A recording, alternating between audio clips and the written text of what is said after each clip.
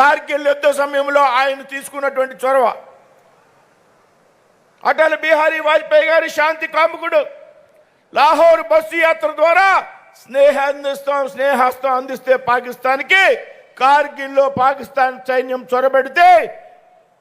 త్రిప్పికొట్టిన తన సత్తాన్ని చూపెట్టినటువంటి వ్యక్తి అటల్ బిహారీ వాజ్పేయి గారు. ఆ సందర్భంలో ఆయన చూపినటువంటి నిబద్ధత,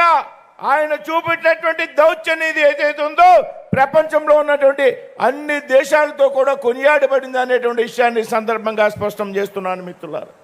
ఏదైతే 1984లో శ్రీమతి ఇందిరాగాంధీ గారి మరణించినప్పుడు ఆ సానుభూతి భవనాల్లో కేవలం భారతీయ జనతా పార్టీ 2 సీట్లకి పరిమితమైతే ఆనాడు అఖిల భారత అధ్యక్షుడిగా ఉన్నటువంటి వాజ్పేయి గారు సైతం ఎన్నికల్లో ఓడిపోతే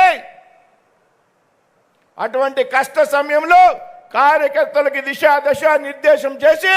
రాబోయేటువంటి పార్టీలో భారతీయ జనతా పార్టీని కేంద్రంలో అధికారంలోకి వస్తుంది అని ఆనాడే కార్యకర్తలకు స్ఫూర్తినిచ్చినటువంటి వ్యక్తి, కార్యకర్తలకి ధైర్యాన్ని ఇచ్చినటువంటి వ్యక్తి అటల్ బిహారీ వాజ్పేయి గారు అనడంలో ఏమాత్రం కూడా సందేహం లేదు మిత్రులారా.